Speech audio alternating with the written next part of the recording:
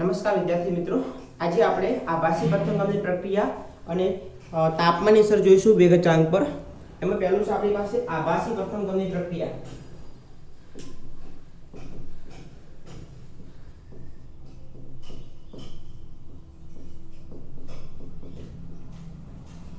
આભાસી પ્રથમગામી પ્રક્રિયા કોને કહીશું? रियलમાં આ પ્રક્રિયાનો જે ક્રમ હશે એ 2 હશે, પણ રિયલમાં આપણને જે મળશે ક્રમ એ કેટલો મળશે તો 1 મળશે। एक्चुअलમાં ખરેખર તમે જોશો તો પ્રક્રિયાનો ક્રમ 2 કહેવાય, પણ રિયલમાં તમે જ્યારે જોશો તો તમને શું મળશે? પ્રક્રિયાનો ક્રમ 1 મળશે। જેમ કે આપણે એક્ઝામ્પલ લઈએ કે ધારો કે વેગ બરાબર k * a * b છે। ધારો કે વેગ બરાબર શું છે? k * a * b છે। હવે અહીંયા આપણે શું કરી દઈએ? કોઈ પણ બંનેમાંથી એક પ્રક્રિયાની સાંદ્રતા ઘણી ઊંચી વધારે લઈ લઈએ। કોઈ પણ એક પ્રક્રિયાની સાંદ્રતા ઘણી વધારે લઈ લઈએ કે જેમ કે આપણે a બરાબર લઈ લઈએ 55.55 મોલર, જે કોની સાંદ્રતા છે? પાણીની સાંદ્રતા। અને b બરાબર લઈ લઈએ આપણે 0.01 મોલર, બરોબર। તો અહીંયા આપણને ખબર છે કે આ વેગનું સમીકરણ છે, તો એના આધારે આપણે સમીકરણ આવું બનતું હશે a + b gives નીપજો। વેગના આધારે સમીકરણ શું બનતું હશે કે a અને b શું હશે? પ્રતીક હશે। તો અહીંયા આપણે જો a ની સાંદ્રતા 55.55 લઈએ અને b ની સાંદ્રતા કેટલી લઈએ? 0.01 મોલ। બંનેના મોલ કેવા છે? સમાન। a ના પણ 1 મોલ છે અને b ના પણ 1 મોલ છે। તો જો બંને વચ્ચે પ્રક્રિયા થાય તો બંનેનું સરખું પ્રમાણ પ્રક્રિયામાં ભાગ લે। હવે a નું પ્રમાણ આપણી પાસે કેટલું ઉપલબ્ધ છે? 55.55 મોલ, જ્યારે b નું કેટલું છે? ખાલી 0.01 મોલ। તો a નું પણ 0.01 મોલ વપરાય, કેમ કે b નું પ્રમાણ કેટલું છે? 0.01 મોલર છે। એનું કારણ શું છે? કે બંનેના મોલ કેવા છે? સમાન। તો અહીંયા લખી શકાય કે a ની સાંદ્રતામાં થતો ઘટાડો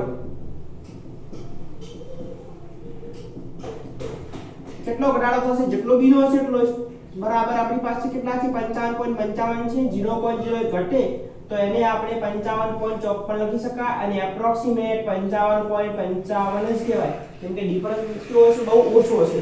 તો મતલબ કે a ની સાંદ્રતામાં કોઈ ફેરફાર થતો નથી। તો સાંદ્રતામાં કોનો ફેરફાર થાય છે? b ની સાંદ્રતામાં। અને આગળ આપણે ભણી ચૂક્યા કે વેગનું સમીકરણ લખવું હોય તો હંમેશા એવા પ્રતીકોનો સમાવેશ કરવાનો કે જેમાં સાંદ્રતામાં ફેરફાર થતો હોય। તમે જ્યારે પણ વેગનું સમીકરણ લખતા હોય તો એ વેગના સમીકરણમાં એવા પ્રતીકોનો સમાવેશ કરવો કે જેની અંદર સાંદ્રતામાં ફેરફાર થતો હોય, બરોબર। તો માટે a ની સાંદ્રતામાં કઈ ફેરફાર થતો નથી। જો તમે એ ક્રમ ગણો તો કેટલો થશે? 1 + 1 એટલે કેટલો થઈ જાય? 2 ક્રમ થઈ જાય। પણ હવે જ્યારે આપણે નવું સમીકરણ લખીશું વેગનું, તો વેગ બરાબર k0 * b થશે, જ્યાં k0 બરાબર શું છે? તો k0 બરાબર k * a છે। કેમ કે a ની સાંદ્રતામાં કોઈ ફેરફાર થતો નથી અને અહીંયા ક્રમ શું આવશે? હવે 1 આવશે। માટે આવી પ્રક્રિયાઓને શું કહેવાય? આભાસી પ્રથમ ક્રમની પ્રક્રિયાઓ। આવી પ્રક્રિયાને શું કહીશું આપણે? આભાસી પ્રથમ ક્રમની પ્રક્રિયા। કેમ કે બંનેમાંથી કોઈ પણ એક પ્રક્રિયાની સાંદ્રતા તમે જ્યારે વધારે લેશો તો એની સાંદ્રતામાં કઈ ફેરફાર આવતો નથી। બીજું ઉદાહરણ આપણે લઈએ ઇથાઇલ એસિટેટનું જળ વિભાજન। C2H5 ઇથાઇલ એસિટેટ છે, એ આપણે આ રીતે લખી દઈએ CH2CH3। એનો તમે જળ વિભાજન કરશો પાણી સાથે SO ઉદ્દીપકની હાજરીમાં તો એ તમને શું મળશે? એક મળશે એસિટિક એસિડ CH3COOH અને બીજો તમને મળશે ઇથેનોલ। હવે આના માટે ખરેખર આપણે વેગનું સમીકરણ લખવું હોય તો શું થાય? વેગ બરાબર કયા બે પ્રતીકો છે આપણી પાસે? ઇથાઇલ એસિટેટ એટલે CH3COO CH2CH3 H2O, આવું વેગનું સમીકરણ થાય। પરંતુ આગળ આપણે ઉપર જોયું કે પાણી સાંદ્રતા કેટલી હોય? 55.55 હોય છે, જે પ્રક્રિયા દરમિયાન કેવી રહે છે? અચળ રહે છે, એમાં કોઈ પ્રકારનો ફેરફાર થતો નથી। તો માટે આપણે નવું વેગનું સમીકરણ શું બનશે? હવે k બરાબર k0 * CH3COO CH2CH3। અહીંયા આપણે જે k0 બરાબર જે છે એના બરાબર શું આવશે? k0 બરાબર k * H2O। કેમ કે પ્રક્રિયા દરમિયાન પાણીની સાંદ્રતા બદલાશે નહીં, બરોબર। તો આને કહીશું આપણે આભાસી પ્રથમ ક્રમની પ્રક્રિયાઓ। જો આપણે મોલના આધારે ધર્મ લેવું હોય, આપણે મોલના આધારે ધર્મ લેવો તો પણ લઈ શકાય। જેમ કે આપણે પ્રક્રિયા લખીએ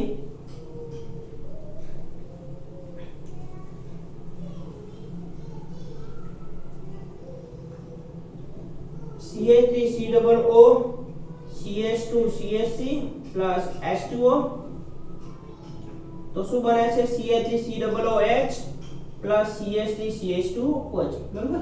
ધારો કે આના 10 મોલ છે, આને 10 મોલ લઈ લઈએ આપણે, આના 10 મોલ છે અને આના ધારો કે 0.01 મોલ છે બરાબર।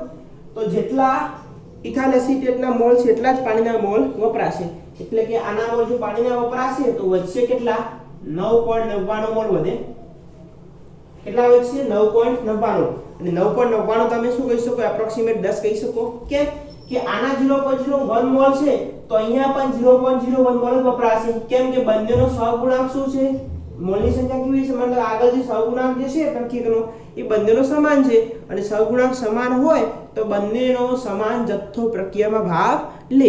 અહીંયા આપણી પાસે એનો કેટલા મોલ ઉપલબ્ધ છે મતલબ કે ઇથાઇલ એસિટેટના 0.01 મોલ છે, તો B ના એટલે કે H2O ના પણ 0.01 મોલ વપરાય પણ આપણી પાસે ઉપલબ્ધ કેટલા છે 10 મોલ, તો વધશે કેટલા 9.99 તો એની એપ્રોક્સિમેટ આપણે શું કહી શકાય કે 10 - 0.01 9.99 થાય, એને પણ આપણે એપ્રોક્સિમેટ શું કહી શકાય 10 મોલ કહી શકાય। તો માટે આના ઉપરથી પણ આપણે કહી શકાય કે પ્રક્રિયા દરમિયાન એની સાંદ્રતામાં અથવા એના જથ્થામાં B ના જથ્થામાં એટલે કે પાણીના જથ્થામાં કોઈ પ્રકારનો ફેરફાર થતો નથી, ખાલી એકલા જથ્થામાં ફેરફાર થાય છે, તો આવી પ્રક્રિયાઓને શું કહીશું આભાસી પ્રથમ ક્રમની પ્રક્રિયા। કેમ કે આપણને ખબર છે કે પ્રક્રિયા દરમિયાન પાણીની સાંદ્રતા હંમેશા અચલ રહેશે, એમાં કોઈ પ્રકારનો ફેરફાર અનુભવતી નથી। બીજો આપણે એક્ઝામ્પલ લઈએ, ખાંડનું વ્યુત્ક્રમણ।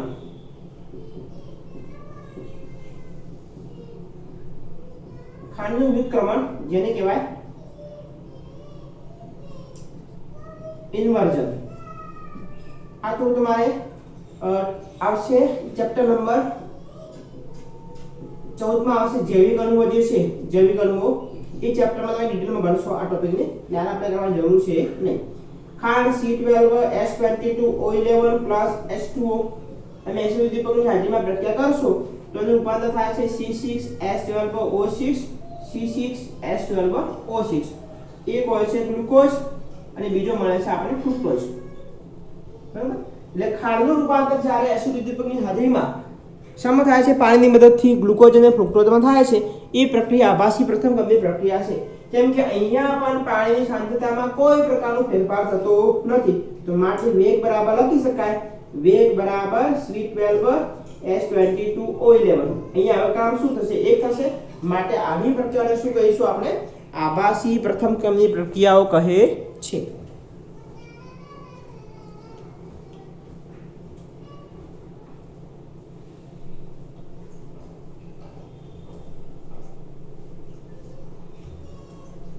હવે જોઈએ આપણે બીજો ટોપિક,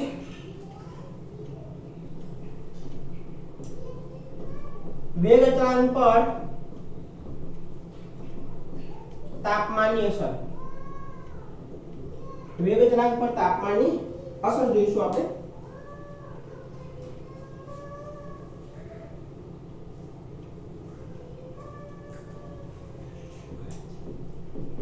મોટા ભાગની પ્રક્રિયામાં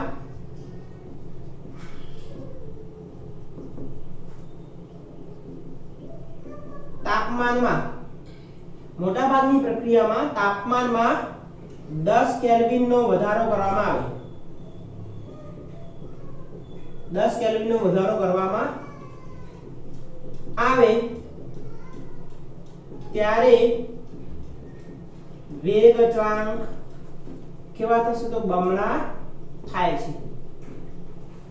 એના પરથી આપણે એક આવું સમીકરણ લખી શકાય કે વેગ બરાબર 2 T2 - T1 ભાગ્યા 10 અથવા વેગ બરાબર 2 ની ઉપર ડેલ્ટા T ભાગ્યા 10। આવા એમસીક્યુ આપણે ભૂતકાળમાં પૂછાયેલા છે બરોબર। એટલે કે ધારો કે તમે તાપમાન 10 આપણી પાસે 300 કેલ્વિન હોય એની જગ્યાએ આપણે તાપમાન 350 કેલ્વિન કરી દઈએ તો વેગ અચળાંક કેટલા ગણો થશે એ આપણે નક્કી કરવું છે, તો વેગ કેટલા ગણો વધે એ નક્કી કરવા માટે આપણે આ સમીકરણ છે કે વેગ બરાબર 2 ની ઉપર પાવર T2 - T1 ભાગ્યા 10 આવશે બરોબર। એક આ સમીકરણ રાખજો।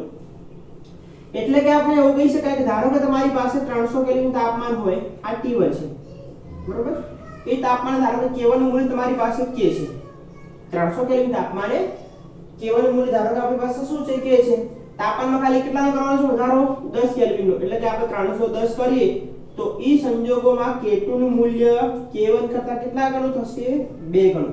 હવે એનું કારણ શું છે કે જ્યારે પણ વેગ અચળાંક વધે તો એનું કારણ શું છે કે પ્રક્રિયામાં ભાગ લેતા પ્રક્રિયકના અણુઓની સંખ્યા પણ શું થાય વધે, એટલે કે જો વેગ અચળાંક બમણો થતો હોય તો પ્રક્રિયામાં ભાગ લેતા પ્રક્રિયકના અણુઓની સંખ્યા પણ બમણી થાય। ધારો કે આપણે સમજી લઈએ, અહીંયા ધારો કે T1 તાપમાને 10 અણુઓ પ્રક્રિયામાં ભાગ લેતા હતા, હવે T2 તાપમાને કેટલા ભાગ લેતા હશે 20 ભાગ લેતા હશે, અને અણુઓ બમણા થાય જે પ્રક્રિયામાં ભાગ લે છે તો જ શું થાય પ્રક્રિયાનો વેગ અચળાંક અથવા વેગનું મૂલ્ય 2 ગણું થાય, બાકી ક્યારે થાય નહીં। જેમ કે આપણે એક્ઝામ્પલ લઈએ,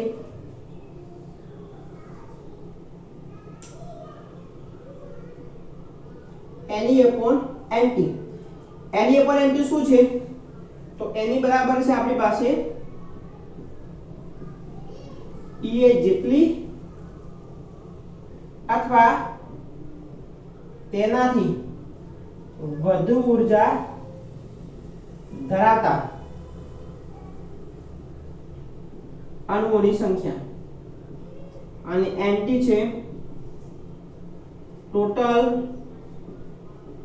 અણુઓની સંખ્યા, અને તમે જ્યારે ગુણોત્તર લો છો Ne/Nt, એને કહીશું આપણે અણુઓનો અંશ। કયા અણુઓ કે જે શું કરે છે પ્રક્રિયામાં ભાગ લે છે, કેમ કે આપણને ખબર છે કે એવા જ અણુઓ ભાગ લઈ શકે પ્રક્રિયામાં કે જેમની પાસે કાં તો Ea જેટલી અથવા Ea કરતા શું ઊર્જા વધારે હોય, એવા જ અણુઓ પ્રક્રિયામાં ભાગ લઈ શકે, બાકી ભાગ લઈ શકતા નથી બરોબર। હવે ધારો કે આપણે અહીંયા છે આપણી પાસે Ke ગતિ ઊર્જા બરોબર,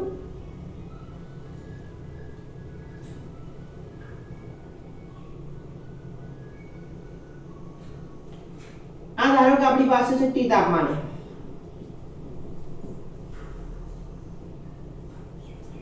આ જે ભાગ ધરાવે છે એ ભાગ શું છે પ્રક્રિયામાં ભાગ લેતા અણુઓની સંખ્યા છે બરોબર।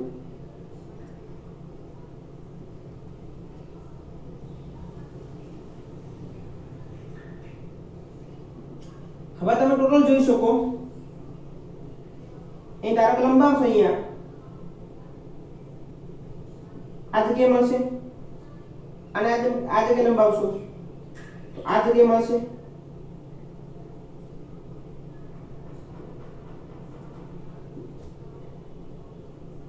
બરોબર, ને આ છે આપણી પાસે T+10 કેલ્વિન તાપમાને। તો તમે જોઈ શકો કે જ્યારે તાપમાનમાં 10 કેલ્વિનનો ખાલી વધારો કરવામાં આવે તો પ્રક્રિયામાં ભાગ લેતા અણુઓના અંશની સંખ્યા શું થશે બમણી થાય છે, અહીંયા જે હતી એના કરતાનું મૂલ્ય કેવું હશે બમણું થશે। તો માટે કહી શકાય કે જ્યારે પણ આપણે મોટા ભાગની એટલે લગભગ બધી પ્રક્રિયાની અંદર આપણે જ્યારે તાપમાનમાં 10 કેલ્વિનનો વધારો કરીશું તો એની અંદર પ્રક્રિયાના વેગ અચળાંક K નું મૂલ્ય બમણું થાય। એનો અર્થ શું થયો કે પ્રક્રિયામાં ભાગ લેતા અણુઓની સંખ્યા બમણી થાય।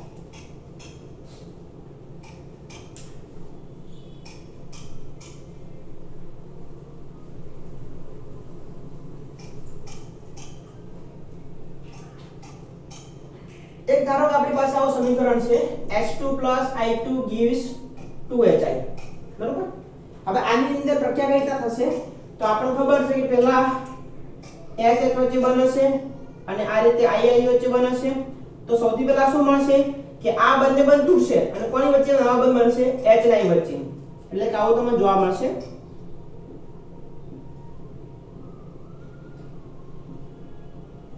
જેને કહીશું આપણે મધ્યવર્તી સંકીર્ણ, જેને શું કહીશું આપણે મધ્યવર્તી સંકીર્ણ, કેમ કે આપણને ખબર હોય કે જ્યારે પણ પ્રક્રિયકો વચ્ચે પ્રક્રિયા થાય તો સૌથી પહેલા મધ્યવર્તી સંકીર્ણ બને, ત્યારબાદ એની સાંદ્રતા મહત્તમ થાય અને મહત્તમ થયા બાદ એનું શું થશે વિઘટન થશે।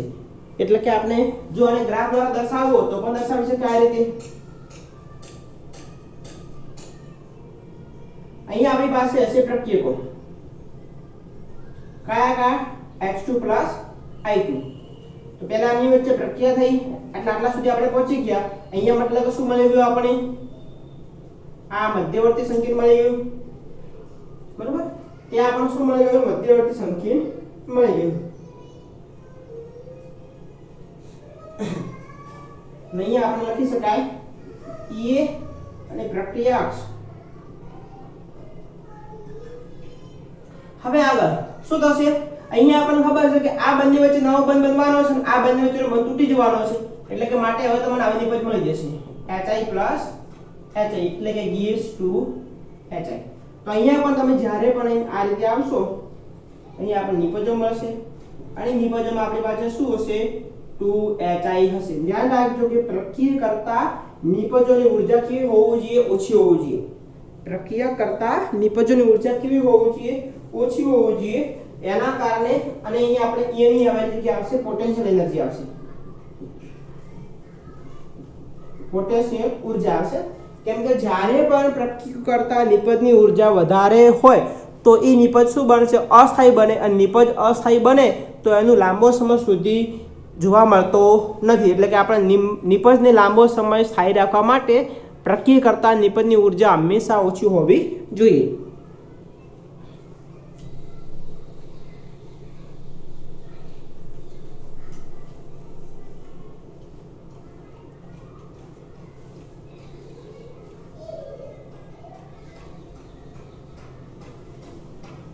એક આપણે બીજો ગ્રાફ દોરીએ NeFoNT, જેનું નામ શું આપ્યું? તો આપણે અણુઓનો અંશ. કયા અણુઓનો અંશ? જે પ્રક્રિયામાં શું કરે છે? ભાગ લે છે એવા અણુઓનો અંશ. અને અહીંયા લઈશું આપણે કાઇનેટિક એનર્જી Ke. હવે આ જગ્યા જે છે એ શું છે? મહત્તમ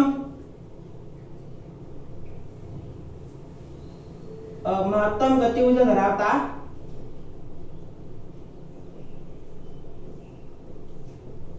અણુઓની સંખ્યા.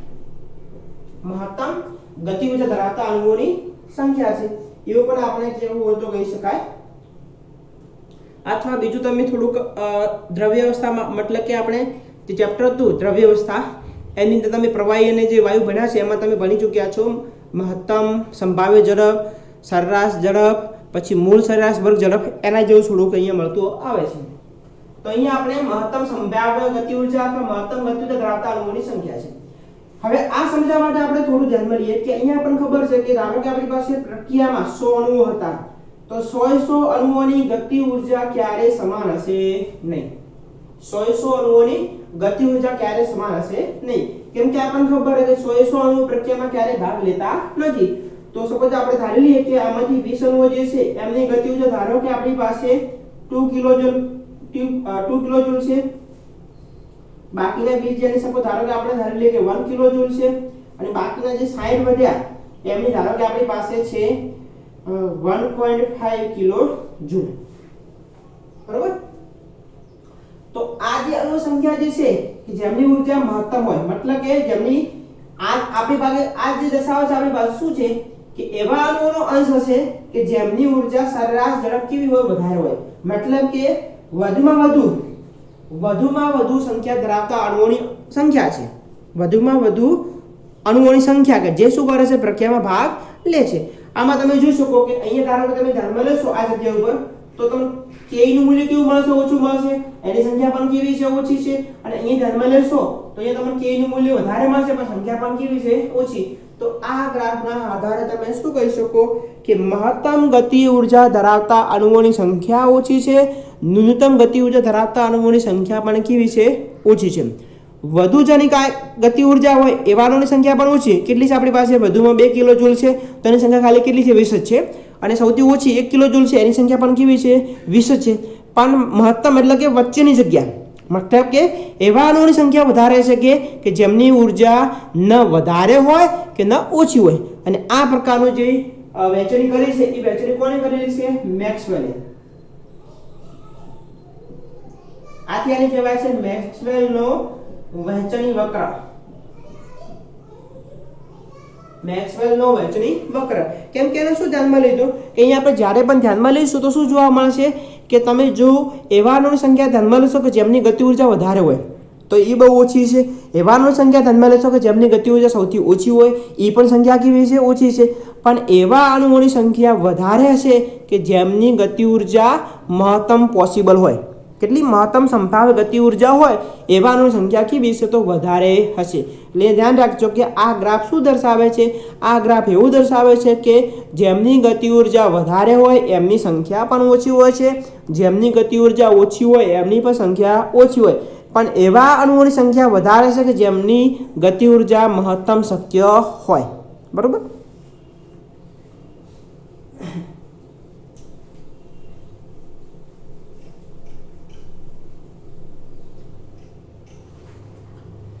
ત્યારબાદ છેલ્લો ટોપિક જોઈશું આપણે ઉદ્દીપકની પ્રક્રિયા વેગ પર અસર. ઉદ્દીપકની પ્રક્રિયા વેગ પર આપણે અસર જોઈશું.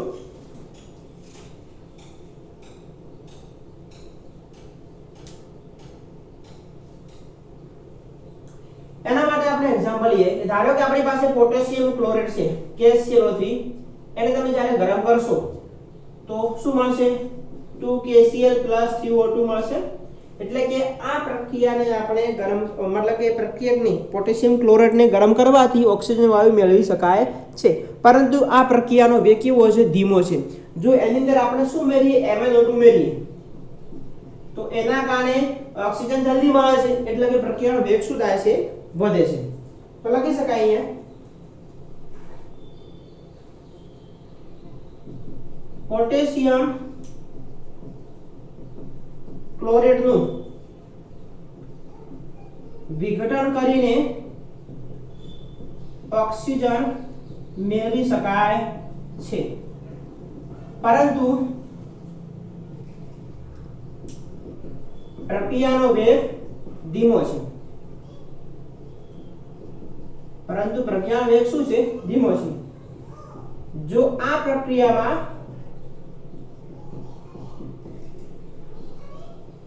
MnO2 મેંગેનીઝ ડાયોક્સાઇડ નો યોગશીલ પદાર્થ તરીકે ઉપયોગ કરવામાં આવે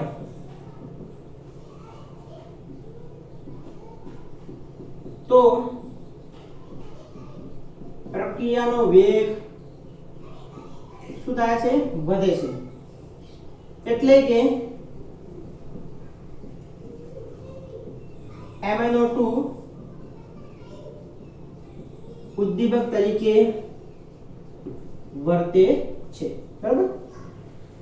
જેમ કે આપણે એક આકૃતિ ધ્યાનમાં લઈએ. અહીં આપણી પાસે છે પોટેન્શિયલ ઊર્જા અને અહીં આપણી પાસે છે પ્રક્રિયા અક્ષ. અહીંયા આપણી પાસે પ્રક્રિયકો છે અને અહીંયા આપણે મળશે નિપજો. બરાબર? એક આવો ગ્રાફ થયો. તો આ છે અનુદીપિત. અનુદીપિત એટલે કે ઉદ્દીપકનો ઉપયોગ કર્યો નથી. એક આવાનો આપણે બીજો ગ્રાફ દોરીએ.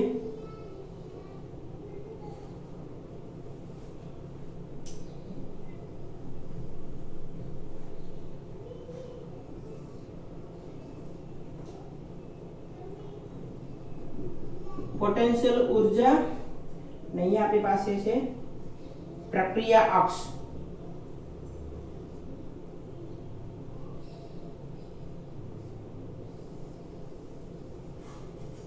અને અહીંયા આપણી પાસે છે નિપજો, અહીંયા આપણી પાસે છે પ્રક્રિયક.